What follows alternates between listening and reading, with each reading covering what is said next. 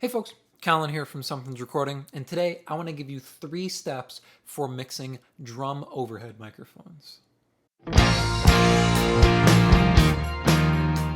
We are looking at mixing overhead microphones today, but before we dive in, if you are looking to dial in a repeatable workflow for getting professional sounding drum mixes, then I want you to go through my 3-step framework for mixing drums workshop. This workshop will walk you through the 3-step process that I use on almost every mix for getting professional sounding drum mixes right from your home studio. It is a 100% free to watch, on-demand video training, and you can get instant access to it by clicking the link below in the video description. Now let's jump in here and look at these overheads.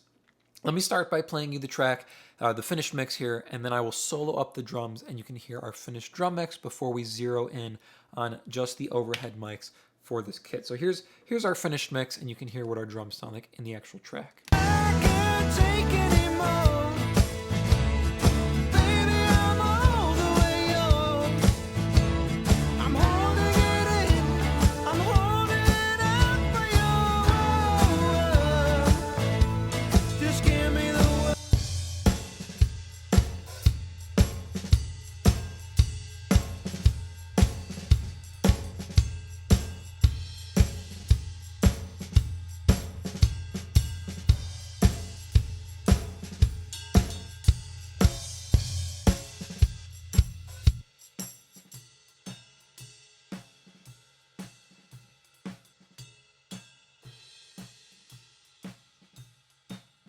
You can hear our overheads are very smooth, very clean, very polished sounding. That's what we're going for here in just 3 steps, 3 moves here. So starting with our overheads, let me pull off these 2 other moves here. The first move we're making on our overheads is rolling off the super lows using our high pass filter here. So we're up at 115 hertz here on our high pass filter. Now what we're trying to do here is roll off most of the low end of the kick drum because I want the low end on the kick drum coming from 1, maybe 2 sources, maybe getting some from the room mic, but mainly from 1 source, which is the kick drum spot mics. That way we have a focused and tight low end, and it's not getting phasey or anything by having some coming in from our overhead. So we're rolling off our kick drum here with our high pass filter.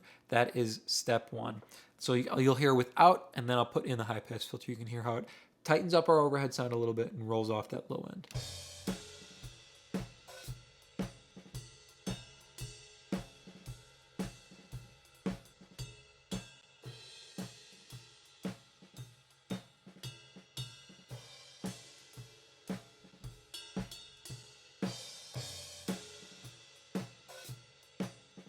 You can hear we're not removing our kick drum. We still have some of our kick drum sound, but it's sitting up here in the higher octave at like 120, 140, rather than down here at the fundamental at 70 and 80. We're saving that just for our actual kick drum spot mics, rolling off that sub area that we don't need coming through on our overheads, especially because our overheads are spread wide in stereo. Mainly keeping our low end in mono and focused at the source. Step number 2, the second move we're making here is we're pulling out all of that weighty low mid area, all that muddiness in the low mid area to really clean up and open up our overhead sound. So we're at 450 hertz here. We're pulling out 7.2 dB, and our cue's pretty normal there. One on the cue. So I'll let you take a listen without, then I'll click this move in and I'll boost it up so you can hear the frequency range that we're pulling out here.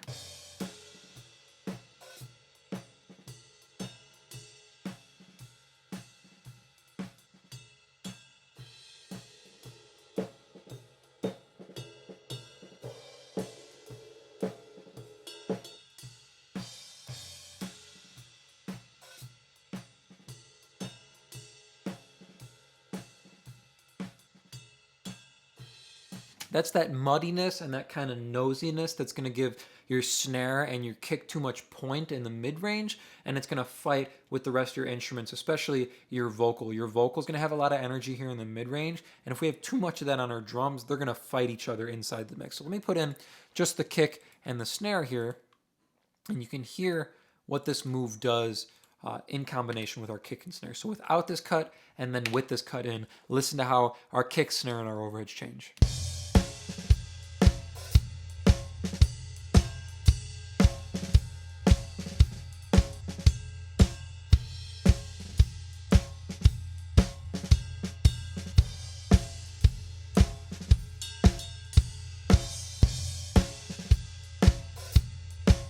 You can hear that mid-range buildup without this cut in. We kind of have that nosiness and that 500 point on our snare drum when it hits, and on our kick drum too. Yeah, we have this mid-range click that we don't need.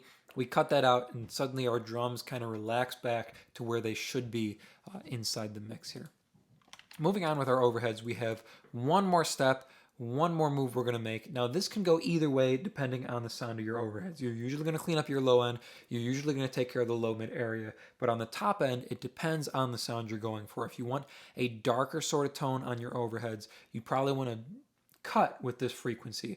Now, if you want the extra brightness or you want to boost some of that air, then you're going to boost this frequency range. And I'm talking about anywhere from like 6, 7, 8K up to like 10 or 12K. This kind of frequency range up here can go either way depending on the sound you're looking for. I wanted a little bit of extra brightness and some of that shine as he's hitting the ride and hitting the bell there. So we're boosting it only about a dB at 8.88K, so almost 9K here. Listen to what this move does. It's a small boost, but you can hear how it changes the impact that we're getting from the ride. And on the crash cymbals, we'll have some more air up on the top end. So take a listen.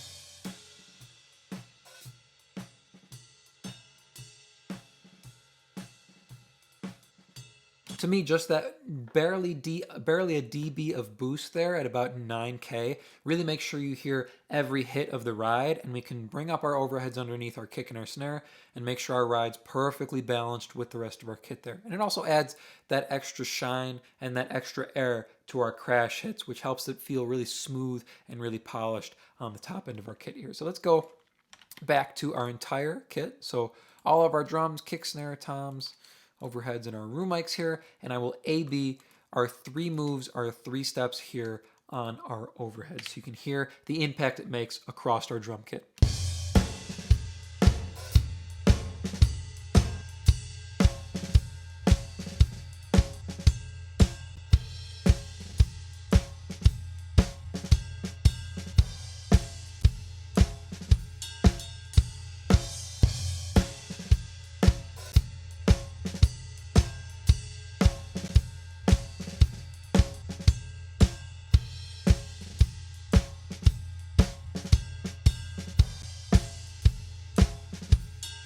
Just three moves, just three steps here. Step number one, we're rolling off the low end here, so tightening up our low end, getting rid of that sub area on our overheads, pulling out all of that low mid muddiness and that nosiness that we don't need to help clean up the mid range on our overheads and on our drum kit as a whole, and then boosting just a little bit up at about 9K to get that air and that point on our ride cymbal. Just three moves, and it helps dial in our drum kit, tighten up our low end, and clean up our low mid area on our drum kit as a whole. I hope that was helpful for you. As I mentioned at the beginning of the video, if you are ready to level up your drum mixes and start dialing in a repeatable workflow for getting professional sounding drum mixes, then I have just the thing for you. It is my 3-step framework for mixing drums workshop, and it is completely free. All you got to do is click the link below and you can get access to that. Thank you so much for watching, and I will see you in the next video.